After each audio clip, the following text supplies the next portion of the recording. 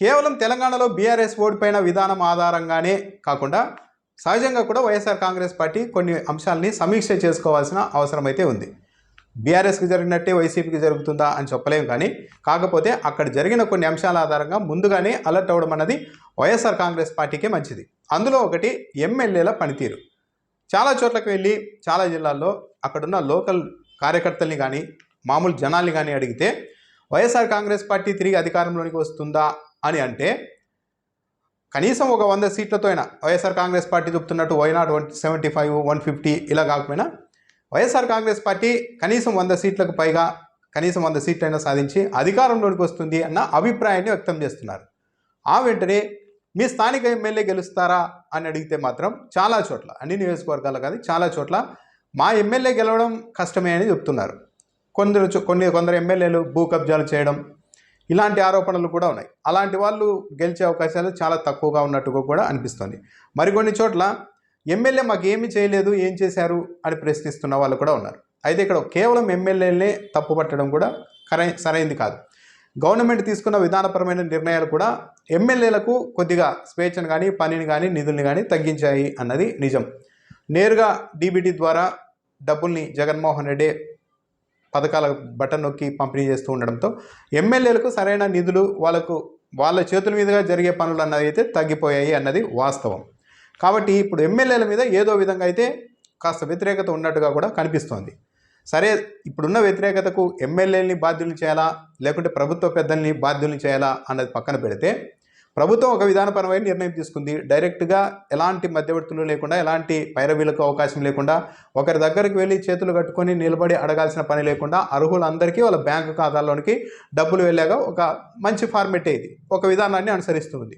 అయినప్పటికీ కూడా ఎక్కడో ఎమ్మెల్యేల మీద ప్రభుత్వం మీద ఉన్న వ్యతిరేకతను ఏదో ఒక చోట అయితే ఏదో ఒక విధానంలో కాస్తైనా తగ్గించుకోవాల్సిన అవసరం ఉంది.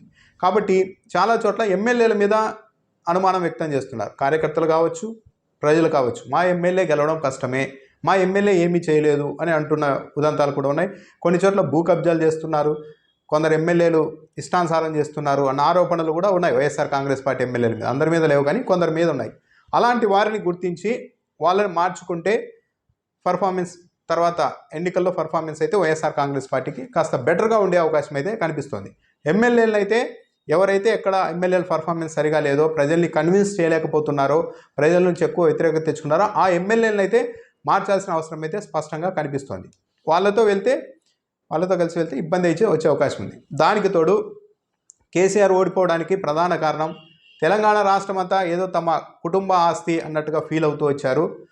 యారోగెన్సీ పెరిగింది, అది కూడా ఒక ప్రధాన కారణం. కేసీఆర్ మీద అయితే పాలనా పరంగా కానీ అభివృద్ధి పరంగా కానీ విఫలమయ్యారన్నది ఎక్కడా లేకపోయినప్పటికీ సంక్షేమ పరంగా ఓడించారు అంటే కాస్త అహంకారం పెరిగింది వీళ్ళలో అన్న ఉద్దేశంతో కూడా ఓడించారు అన్న అభిప్రాయం ఉంది. ఇక్కడ వైఎస్ఆర్ కాంగ్రెస్ పార్టీ కూడా కొన్ని అంశాల్లో అది వర్తిస్తుంది. జాగ్రత్తగా గమనిస్తే వైఎస్ఆర్ కాంగ్రెస్ పార్టీని ప్రజలు గెలిపించిన తర్వాత జగన్మోహన్ రెడ్డి అయితే కొన్ని చేయకూడని పనులు అయితే చేస్తూ ఉన్నారు. ప్రతి పథకానికి తన పేరును పెట్టుకోవడం. సరే, పేర్ల వరకు పథకాలు తను ఇనిషియేట్ చేసినప్పుడు తన పథకాలకి జగన్మోహన్ రెడ్డి తన పేర్లు పెట్టుకున్నారు అంటే ఓకే, వాటి వరకు ఓకే. కానీ దాన్ని కూడా దాటిపోయి వైఎస్ఆర్ కాంగ్రెస్ పార్టీ రంగుల్ని ప్రతి చోట రుద్దడం, చివరకు సచివాలయాల దగ్గర ఎమ్మెల్యేలే మొన్న వైఎస్ఆర్ కాంగ్రెస్ పార్టీ జెండాలు ఎగరేసే వరకు పరిస్థితి వెళ్ళింది. ఇక్కడ వైఎస్ఆర్ కాంగ్రెస్ పార్టీ వాళ్ళు గమనించాల్సింది ఏంటి అంటే ఒక పని చేస్తున్నప్పుడు అది వైఎస్ఆర్ కాంగ్రెస్ పార్టీకి మంచి జరుగుతుందా లేదా అన్నది గమనించాలి అంటే తెలుగుదేశం పార్టీకి అనుకూలం ఉన్న పేరున్న పత్రికలను చూస్తే సరిపోద్ది. ఏ అంశం అయితే వైఎస్ఆర్ కాంగ్రెస్ పార్టీకి డ్యామేజ్ అవుతుందో, ఏ పని అయితే తనగా వైఎస్ఆర్ కాంగ్రెస్ పార్టీ డ్యామేజ్ చేసుకునేలా చేస్తోందో ఆ పనుల్ని ఈ తెలుగుదేశం పార్టీకి అనుకూలంగా ఉన్న పత్రికలు కానీ మీడియాలు కానీ పెద్ద ఎత్తున ప్రచారం చేస్తూ ఉంటాయి. అలాంటి వాటిలో గమనించండి, ప్రతి పేరుకు జగన్మోహన్ రెడ్డి పేరు పెట్టుకున్నారు, ఈ రాష్ట్రం తమ సొంత ఆస్తిలాగా వైసీపీ నేతలు ఫీల్ అవుతున్నారంటూ ఒక ఆరోపణ చేస్తూ ఉంటారు. ప్రతి చోట వైసీపీ రంగులు పూస్తున్నారు అన్నది ఒక ప్రచారం చేస్తూ ఉంటారు. మన సచివాలయాల దగ్గర కొందరు అత్యుత్సాహంతో వైసీపీ జెండాలు ఎగరేస్తే దాన్ని కూడా విపరీతంగా ప్రచారం చేశారు. ఇది అంటే దీన్ని గమనించాల్సింది ఏంటి అంటే తెలుగుదేశం పార్టీ మీడియా ఇంతగా హైలైట్ చేస్తోంది అంటే ఇవి ప్రజల్లో వ్యతిరేకతను సృష్టించే అంశాలు. కాబట్టి వైఎస్ఆర్ కాంగ్రెస్ పార్టీ గమనించాలి. ఈ రాష్ట్రంలో రాష్ట్ర ముఖ్యమంత్రి ఎవరు అని అడిగినా, వైసీపీ గుర్తు ఏదని అడిగినా, వైసీపీ జెండా ఎలా ఉంటుంది అని అడిగినా చిన్నపిల్లాడు కూడా జగన్మోహన్ రెడ్డి ముఖ్యమంత్రి, వైసీపీ గుర్తు ఫ్యాను, ఆ పార్టీ జెండా ఎలా ఉంటుందని చెప్తారు. కాబట్టి కొత్తగా ప్రచారం చేసుకోవాల్సిన, మరీ అసలు ఈ రాష్ట్రమే తమ సొంత ఆస్తిగా వైసీపీ వాళ్ళు భావిస్తున్నారేమో అని న్యూట్రల్ ప్రజలు. ఇప్పుడు రాష్ట్రంలో 100 మంది ఉంటే ఒక చోట ఎంత అద్దుమానంగా చంద్రబాబు నాయుడు పాలించినా 40 మంది ఓట్లేసే వాళ్ళు టీడీపీకి ఉంటారు. ఎంత దారుణంగా ఎలా పరిపాలన చేసినా కూడా వైసీపీకి ఓట్లేసే వాళ్ళు 40 మంది ఉంటారు. కానీ ఆ 20 మంది అనే వాళ్ళు చాలా కీలకం. వాళ్ళు డిసైడింగ్ ఫ్యాక్టర్ అవుతారు. వాళ్ళు ప్రతిదీ అబ్జర్వ్ చేస్తూ ఉంటారు. ఈ పార్టీల గుడ్డి అభిమానానికి అతీతంగా వాళ్ళు అబ్జర్వ్ చేస్తూ ఉంటారు.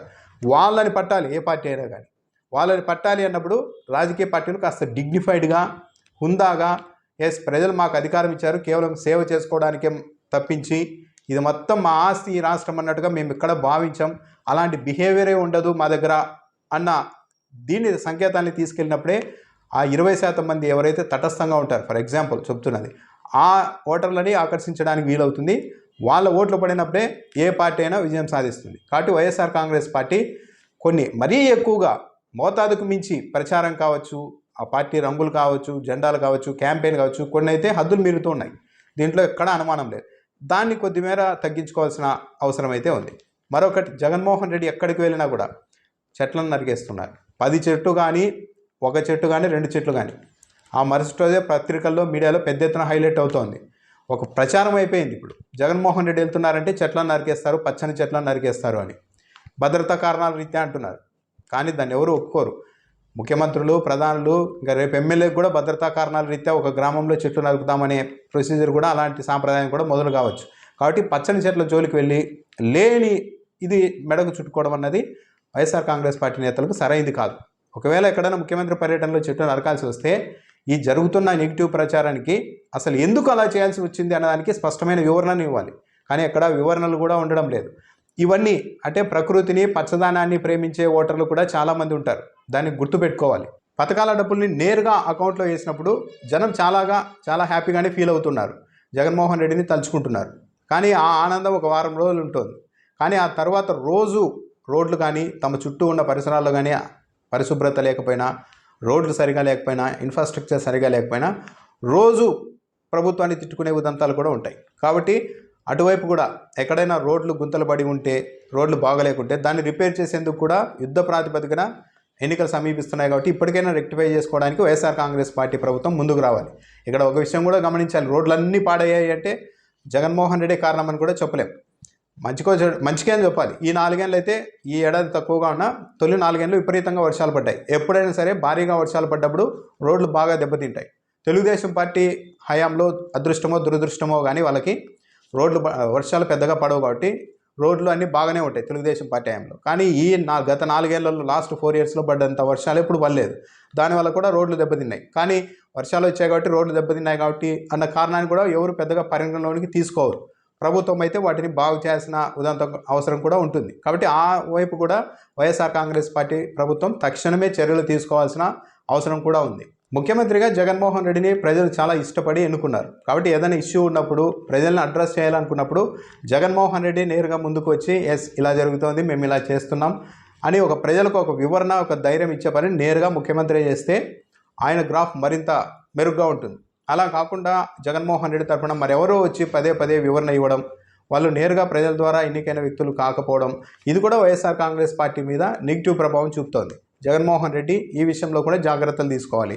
దాంతోపాటు బహిరంగ సభల్లో ప్రసంగాల్ని మరీ లెంతీగా కాకపోయినా చాలా చిన్నగా ఒక 15 నిమిషాలు 20 నిమిషాలు అయినా సరే దాన్ని ఎప్పటికప్పుడు కొత్తదనంగా జగన్మోహన్ రెడ్డి తీర్చిదిద్దుకుంటే ప్రజలకు కాస్త ఇంట్రెస్టింగ్గా ఉంటుంది, ఆసక్తిగా ఉంటుంది.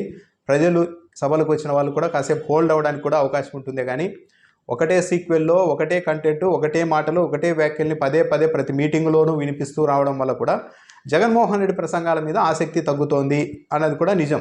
దీన్ని కూడా పరిశీలించుకోవాలి. సాధారణంగా పెద్ద నాయకులు వాళ్ళు ప్రిపేర్ కావాలి. ఆ స్క్రిప్టు, ఏం మాట్లాడాలి అనేది ప్రిపేర్ చేసే వాళ్ళు ఎలాగో ఉంటారు. వాళ్ళైనా ఆ జాగ్రత్త తీసుకొని ప్రతి మీటింగ్కి, ప్రతి స్క్రిప్టులో, ప్రతి స్పీచ్లో కాస్త కొత్తదనం ఉండేలాగా జాగ్రత్త పడితే ప్రజల్ని కాస్త ఆకర్షించడానికి కూడా అవకాశం ఉంటుంది. జగన్మోహన్ రెడ్డి ప్రసంగాలు రొటీన్గా ఉండిపోతున్నాయి అన్న అభిప్రాయం కూడా బలంగా ఉంది. ఋషికొండ విషయంలో కూడా జగన్మోహన్ రెడ్డి ప్రభుత్వం వ్యవహరించిన తీరైతే కాస్త సరైనదిగా లేదనే చెప్పాలి.